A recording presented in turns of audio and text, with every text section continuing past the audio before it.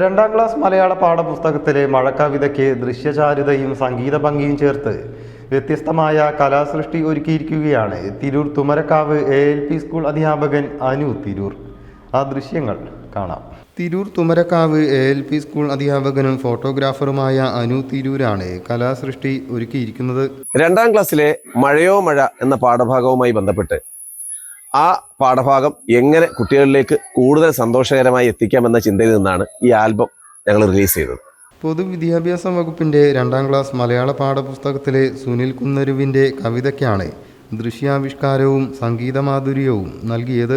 അനുവിൻ്റെ ദൃശ്യചാരുതയാർന്ന ഛായാഗ്രാഹണത്തിലും ശബ്ദഭംഗിയിലും പിറന്ന ഈ സൃഷ്ടിക്ക് ഈണം പകർന്നത് സംഗീതജ്ഞനും ഓഡിയോ എഞ്ചിനീയറുമായ മനോജ് ചന്ദാണ്. കവിതയുടെ താളവും ഭാവവും പ്രകൃതിയുടെ സൗന്ദര്യവും സമന്വയിപ്പിച്ച ഈ സൃഷ്ടി കുട്ടികൾക്ക് ആസ്വാദികരമായ പഠനാനുഭവമാണ് സമ്മാനിക്കുന്നത്.